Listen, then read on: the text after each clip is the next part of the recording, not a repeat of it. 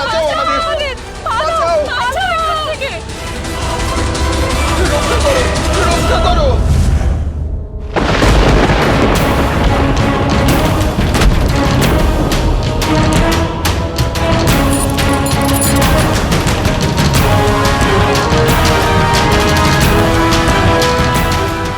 এসব কি হচ্ছে?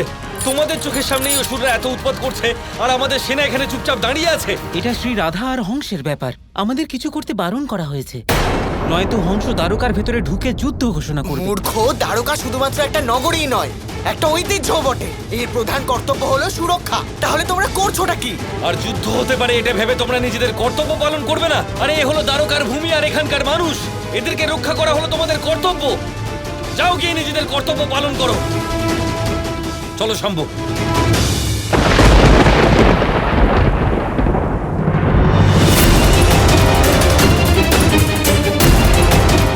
আশা করি তুমি সিদ্ধান্ত নিয়েছো। দেখো হংস, তুমি যেটা করছো তা অনুচিত। এই মুহূর্তে এটা বন্ধ করো। আমি কৃষ্ণের কোনো আভূষণ এনে দিচ্ছি তোমাকে। কোনো আভূষণ আনবে নাকি অন্য কোনো বিপদে ফেলবে আমায়? বলো।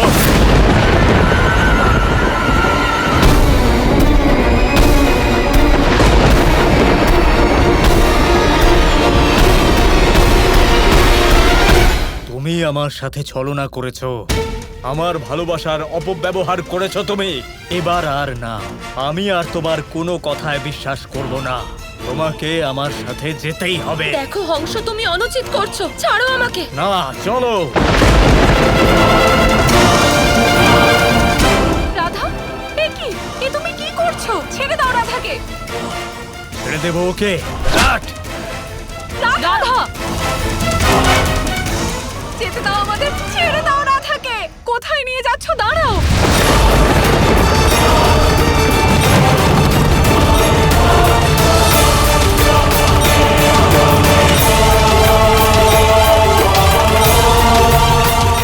তোমাকে এর মূল্য দিতে হবে হংস।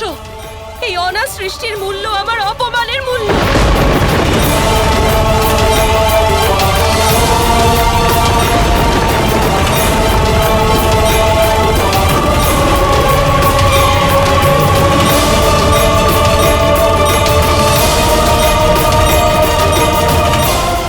এ কি?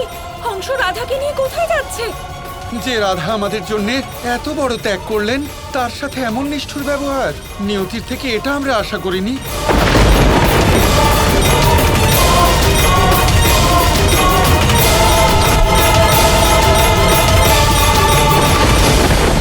দাদশ্রী!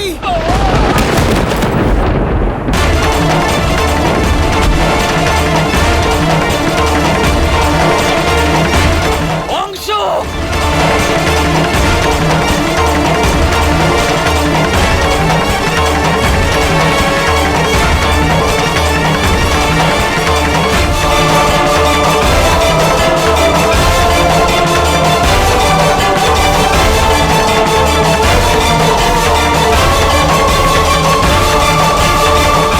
তোর এত দুঃসাহস অংশ যে তুই রাধাকে স্পর্শ করলি?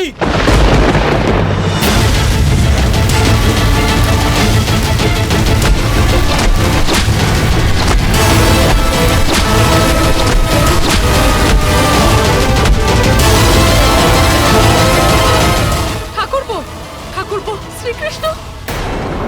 এক মুহূর্ত, শান্ত হন। এবার বিস্তারিতভাবে বলুন কি হয়েছে। রাধাকে সাহায্য করুন শ্রীকৃষ্ণ। কিন্তু কেন, কি হয়েছে? ওই অসুর হংস ও রাধাকে জোর করে দ্বারকা থেকে নিয়ে চলে যাচ্ছে শ্রীকৃষ্ণ।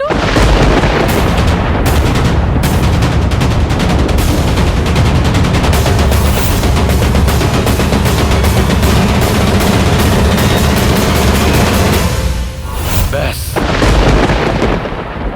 আর কিছুই বলার কোনো প্রয়োজন নেই। হংস নিজের সীমা পার করে ফেলেছে। যখন দ্রৌপদীকে বলপূর্বক অপমান করা হয়েছিল তখন কুরুকুলের বিনাশ হয়েছিল। এবার হংস রাধাকে বলপূর্বক স্পর্শ করেছে। এবার হংস, তোর পতন কেউ আটকাতে পারবে না। আমিও দেখবো এবার যে ওই কৃষ্ণ এখানে কিভাবে আসে। যতক্ষণে ও খোঁজ পেয়ে এখানে আসবে ততক্ষণে আমাদের বিবাহ সম্পন্ন হয়ে গিয়ে থাকবে রাধা। আমি এখানে এই স্থানেই তোমার সাথে বিবাহ করব। ছাড়ো, ছাড়ো আমাকে, আবার বলছি আমাকে ছাড়ো। তুমি অনুচিত করছো হংস। অনুচিত? কখনোই না। তুমি এখান থেকে মুক্তি পাবে আমার সাথে বিবাহ সম্পন্ন হওয়ার পরেই।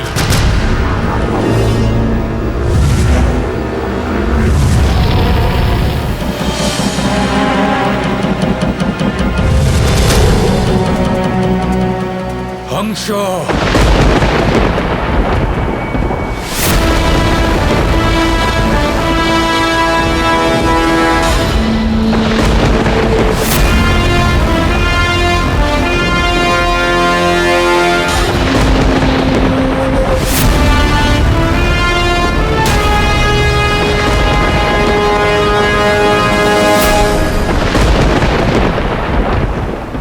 কৃষ্ণ,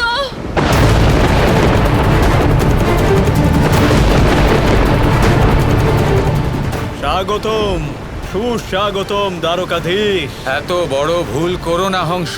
রাধাকে ছেড়ে দাও।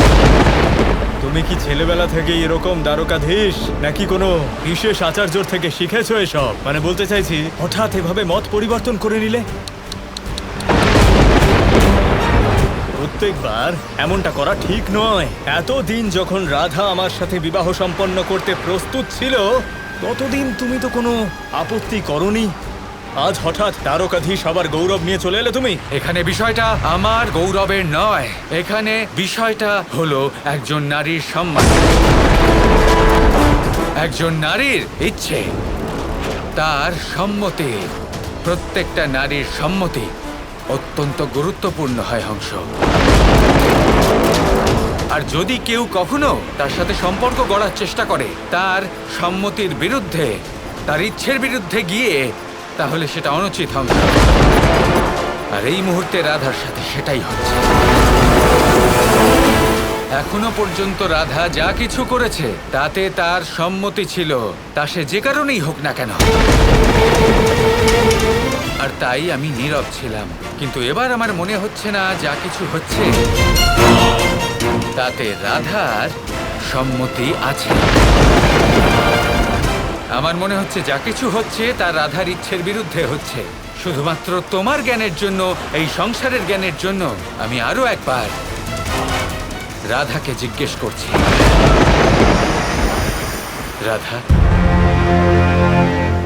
যা কিছুই হচ্ছে তাতে কি তোমার সম্মতি আছে? তুমি কি সত্যি করে হংসের সাথে বিবাহ করতে চাইছো? না। আশা করি তুমি শুনতে পেয়েছো হংস। এখনো সময় আছে, থেমে যাও।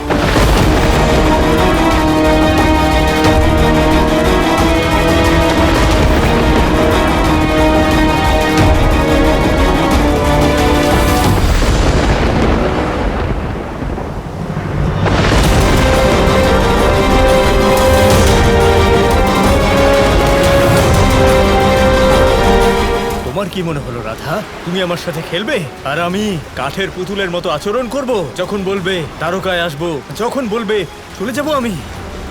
না, আমি এবার তোমায় যেতে দেব না রাধা।